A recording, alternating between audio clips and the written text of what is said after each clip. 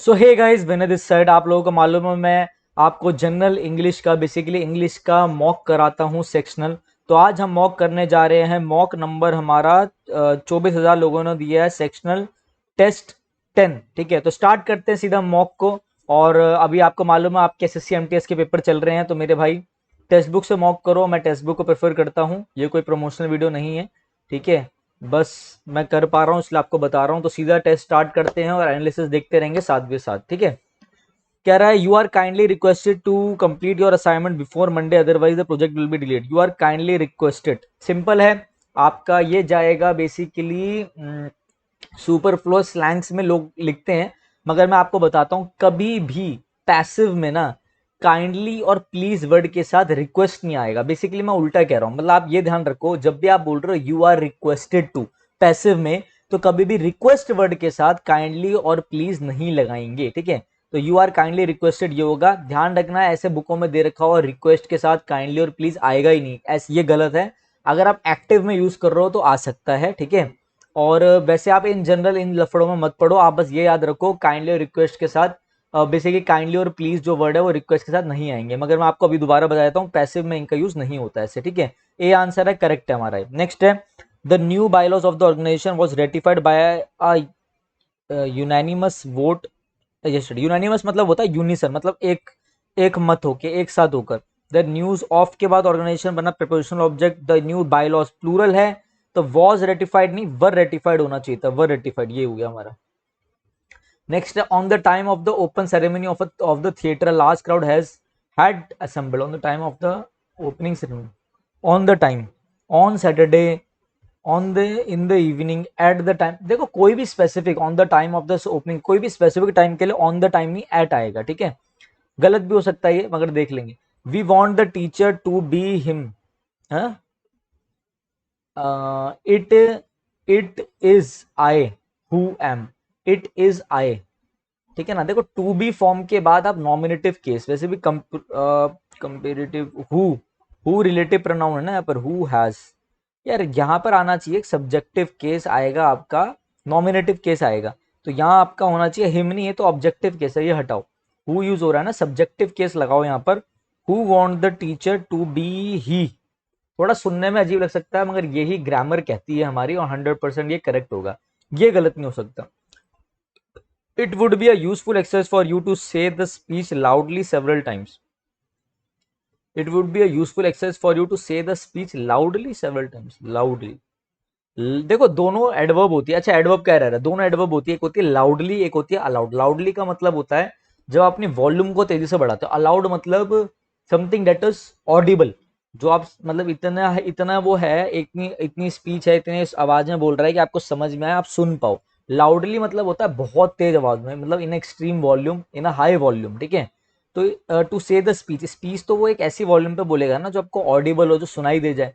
तो लाउडली नहीं आएगा, लाउडली गलत है। अलाउड सेवरल टाइम, ये आपका प्लिंटू पैरामाउंट बुक में दे रखा है, लाउडली और अलाउड की, वहां से देख लेना। It rain dash 3 days without stopping, it rain during 3 days, गलत। इट रेन एट वाई, it rain for 3 days, for मतलब पीरियड ऑफ टाइम के लिए, since is point of time के लिए। और वैसे वो बोल रहा है इट रेन, ये हुई थी, मतलब ऐसे करके चल रहा है, हुई थी में चल रहा है ना, एक मिनट रुकना। इट रेन, हाँ ठीक है ना, बता रहा है पास्ट में, कोई दिक्कत नहीं, मतलब पीरियड ऑफ टाइम के लिए आप ध्यान रखना फॉर आएगा। Dash doing the cleaning, I help my mother in cooking. Beside, देखो भाई एक होता है बिसाइड, आंसर है इसका, देखते ही मैंने बता दिया। सर आपने कैसे बता दिया, समझो। बिसाइड का मतलब होता है के बगल में, मतलब ऑन द साइड ऑफ, ठीक है ना, एट द साइड ऑफ। जैसे कि शी इज सिटिंग, शी, हाँ she is sitting beside me, तो वो मेरे बगल में बैठी है। और बिसाइड जो होता है ना, इसमें ऐसे लगा होता है, उसका मतलब होता है इन एडिशन टू, मतलब मैं ये काम भी कर रहा हूँ, साथ साथ में मैं ये काम भी कर रहा हूँ। जैसे कि मैं बोलूँ besides pursuing PhD, I also teach English, ऐसे बोल दूं मैं, ठीक है ना। तो ये चीज ध्यान रखना। अ, या फिर मतलब कोई भी फ्रेम कर सकते हो कि भाई ये काम करते हुए मैं ये भी करता हूँ, ठीक है ना। तो एक चीज ध्यान रखो कि बिसाइड, बिसाइड तो यहाँ पर हो जाएगा आपका बिसाइड्स, ठीक है। Beside is doing the cleaning, मतलब क्लीनिंग करता है वो, ठीक है, क्लीनिंग तो करता ही है वो, उसके साथ साथ वो अपनी मदर की कुकिंग में हेल्प भी करता है।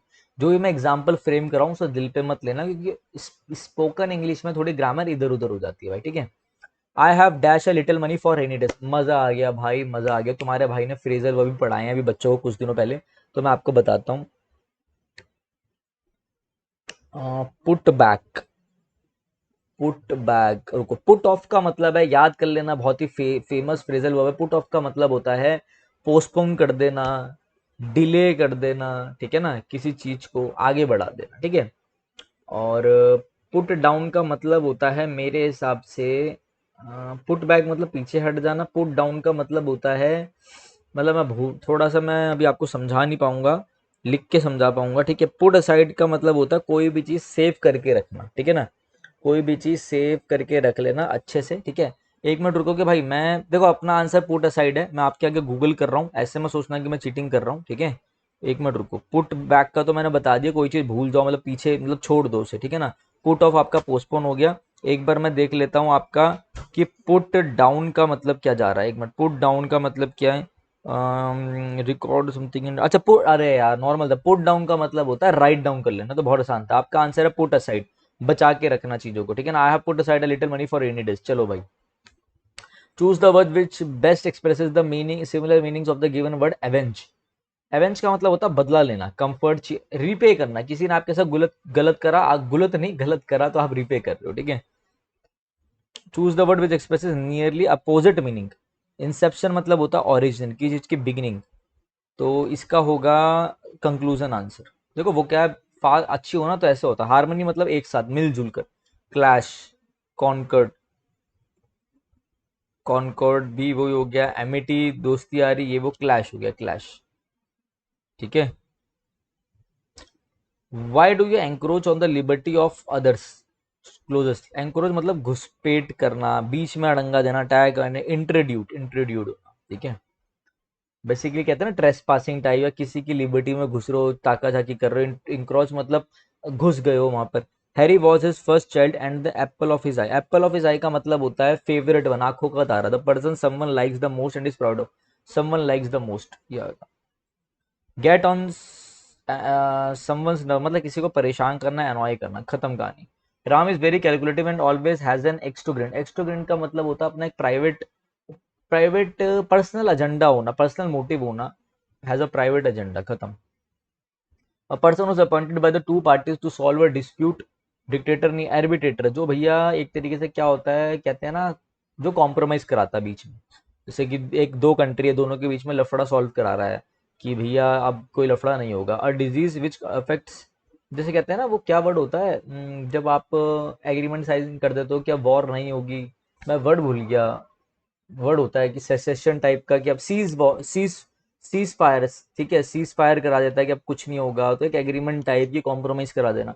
A disease which effects many people in a particular area at one time, which effects many people in a particular area at one time, एक टाइम पर, अच्छा।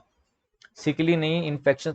देखो बहुत बढ़िया क्वेश्चन है भैया, बहुत बच्चे गलत कर सकते हैं मेरे हिसाब से। देखो एंडेमिक मतलब होता है एक ऐसी जगह, मतलब एक एंडेमिक मतलब जब बीमारी एक पर्टिकुलर जगह पे बार बार हो रही हो। जैसे कि कोई जगह है, कोई कंट्री है, मैं ऐसे एग्जांपल नहीं दे पाऊंगा, तो बार बार वहां पे कोई डिजीज हो रही है, तो उसे कहते हैं एंडेमिक। एपिडेमिक मतलब एक पर्टिकुलर एरिया में बहुत सारे लोग एक डिजीज की वजह से इफेक्ट हो गए।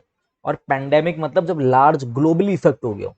तो एक पर्टिकुलर एरिया में जब एक बार लोग बहुत ज्यादा इफेक्ट हो जाते हैं, उसे हम एपिडेमिक बोलते हैं। जहां बार बार हो रहे हो तो उसे एंडेमिक बोलेंगे। पैंडेमिक मतलब pan is the root word of everywhere, throughout the world. Pan India जैसे मतलब throughout India, all over the India, ये ध्यान रखना, ठीक है। अगर ये सीरीज अच्छी लग रही हो तो लाइक कर देना, शेयर कर देना, सब्सक्राइब कर देना अपने भाई को, टक टक, ठीक है। One who is recovering back to health after an illness. Convalescence होता है, कॉन्वेलेंस बंदे को बोलेंगे। हाइपोकॉन्ड्रियनिक वो होता है, हाइपोकॉन्ड्रिक बहुत अच्छा वर्ड है, वो होता है जिस बंदे को ना ये होता है कि भैया मतलब मेरी हेल्थ खराब हो रही है, ठीक है, इसको ऐसा लगता है, उसके दिमाग में इल्यूजन हो रहा होता है, भ्रम की मेरे को बीमारी हो जाएगी, मेरी हेल्थ खराब है, ठीक है। कन्वेलेसेंट जैसे कि तुम्हारा भाई है, तो मुझे आईबीएस है बेसिकली, दिक्कत है मुझे, तो ऐसा मुझे होता रहता है कभी कभी, हाइपोकॉन्ड्रिक वाला, ठीक है ना। तो कन्वेलेसेंट मतलब जब हम रिकवर कर लेते हैं, ये होता है कन्वेलेसेंट आंसर है। चलो नेक्स्ट पढ़ते हैं अब। Scholars refers to the Western they discuss the same when raising the questions of produces knowledge about the third world woman. And Indian scholar discovered that women in the third world are regarded in most feminist literature as having needs and problems, but Images from such only the image of an average third world the usual statistics.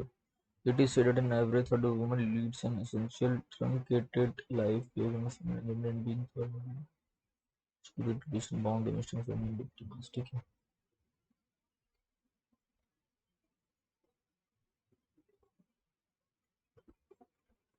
Hmm,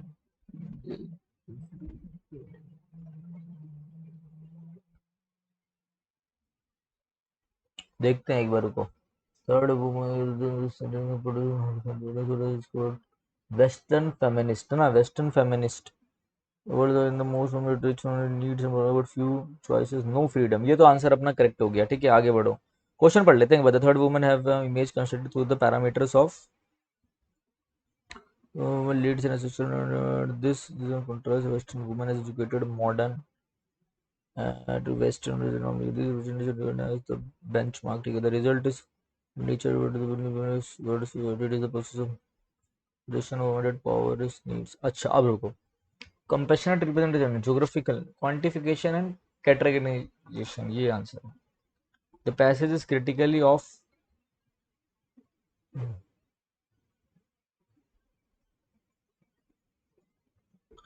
modernized Western woman. नहीं. Scholar of the Western society Western. homogeneous ideas of Western.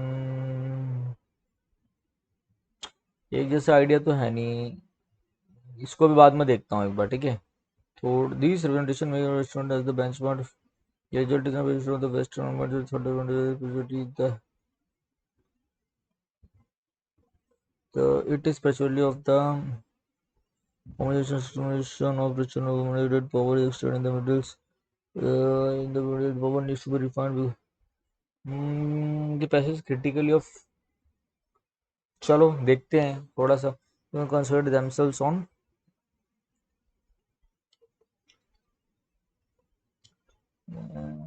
consider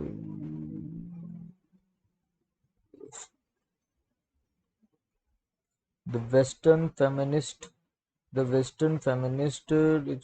look it is the process of. आप लोग भी ना एक काम करा करो. जब भी ऐसी चीज चल रही हो तो आप लोग भी मेरे साथ साथ करने की कोशिश करना. ठीक है. Women need to enforce western as a real bench makers. ठीक है. Bench maker. इसके बाद कुछ है. एक मिनट रुको. ये मुझे देखना दो एक बार जरा. 20 क्वांटिफिकेशन मतलब ये बताया गया है कि वुमेन के पर्सपेक्टिव्स को लेके बताया गया है कि कैसे देखा जाता है वुमेन को. ठीक है. एक आधा गलत होगा इसमें. Western bench maker against. ये तो हमने सही दिया आंसर अभी भी. एक मिनट रुको. The western consider themselves as the western women consider as. एक मिनट रुकना. असल में क्या है भाई तुम्हारे भाई ने ना आज बहुत सारी वो पढ़ी है. मतलब नॉवल जो मैं नॉवल नहीं बुक जो मैं फॉलो कर रहा हूँ बहुत पढ़ लिया. तो मेरे से पढ़ा नहीं जा रहा बिल्कुल भी. कंसिडर उसमें मैनिफेस्टेशन के बारे में बहुत पढ़ा है मैंने. तो agents of equally exploited like third party. Third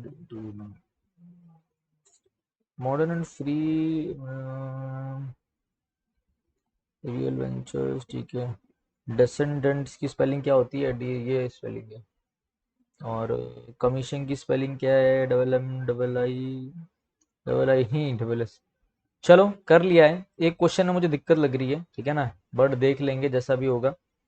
ठीक है. और एक minute. Passage critically of hegemonic idea of western superiority. नहीं. वुमेन का वर्ड क्यों नहीं लिख रहा. मॉडर्नाइज्ड वेस्टर्न वुमेन तो नहीं होगा यहाँ पर. एक मिनट रुको. Homogenization operation of women. यार ये भी पता नहीं सभी एक जैसे लग रहे हैं इसमें. तो मैं भी कंफ्यूज हो रहा हूँ. चलो कोई नहीं देख लेते हैं. ठीक है. अरे कमीशन वाला सही तो है अपना. चलो सेलेक्ट करो. एक गलत है भाई. एक गलत है अपना. पक्का गलत होगा एक. या क्या पता दो गलत हो. मगर अगर आपको कुछ सीखने को मिल रहा हो. अरे पूरा टाइम निकल गया. चलो कर दो सबमिट. एक तो पक्का गलत है भैया. एक तो पक्का गलत है. दो गलत है क्या. दो गलत दो गलत दो गलत दो गलत दो गलत. एक गलत हो गया भैया. मैं बोल रहा था ना एक गलत हो गया. आजकल हमारे आ नहीं रहे वैसे. रैंक 1 नहीं आ रही आजकल हमारी. पहले तो गलत कौन सा देख लेता हूँ. The western consider themselves as modern and free. अरे यार.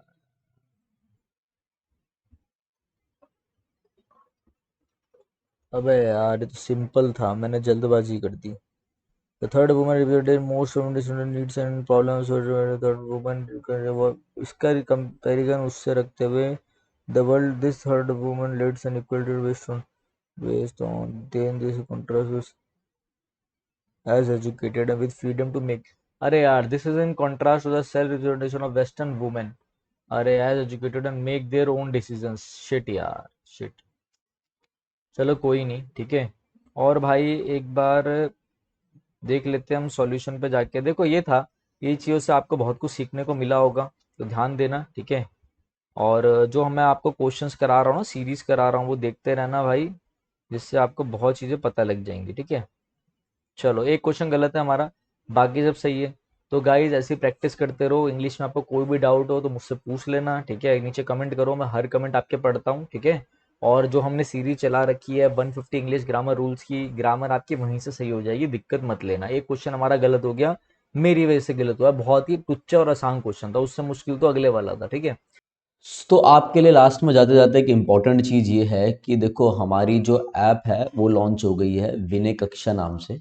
ठीक है, आप गूगल प्ले स्टोर पे एंड्रॉयड वाले, जो एंड्रॉयड बच्चे एंड्रॉयड फ़ोन यूज़ करते हैं, वो प्ले स्टोर पर जाके विनय कक्षा लिखेंगे तो आपको हमारी ऐप मिल जाएगी। ठीक है ना। आप iOS वाले के लिए मैंने नीचे एक लिंक डाल दिया iOS वालों के लिए, तो वहाँ से जाके डाउनलोड कर सकते हैं। ठीक है, गूगल प्ले स्टोर में जैसे आप विनय कक्षा लिखोगे तो ये आपका ऐसा स्क्रीन खुलेगा, आपको इंस्टॉल करके ओपन करना है।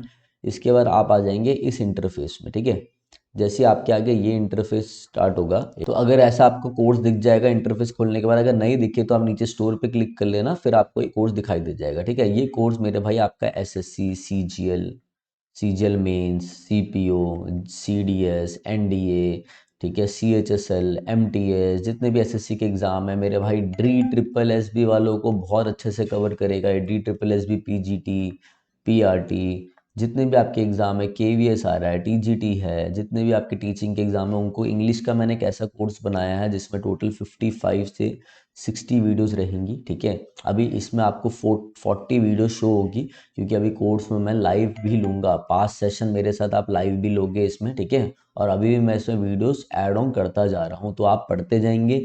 जो भी आपको डाउट लगेगा, जो बच्चा इस कोर्स को लेगा वो मेरे से इस नंबर पे क्या करेगा, व्हाट्सएप पे अपने मेरे भाई डाउट्स भेजेगा, मैं उनको हाथों हाथ बता दूंगा। मैं आपको पूरा एग्जाम के लिए गाइड करूंगा, चाहे वो कोई सा भी आपका एग्जाम हो, सीजीएल हो, कुछ भी होगा, जो ये कोर्स लेगा। ठीक है, दूसरी चीज़ मेरे भाई, इस कोर्स की वैल्यू आपको 999 दिख रही होगी, तो 999 इसकी वैल्यू नहीं है। वैसे कोर्स की वैल्यू मैंने 999 लगा रखी है, मगर अभी फर्स्ट हमारे 200 बच्चों के लिए मैंने डिस्काउंट ले रखा है, तो आपका जो कोर्स है तो 200 रुपीज़ ऑफ हो जाएगा आपका, तो ये 799 में, मात्र 799 में आपको पड़ेगा।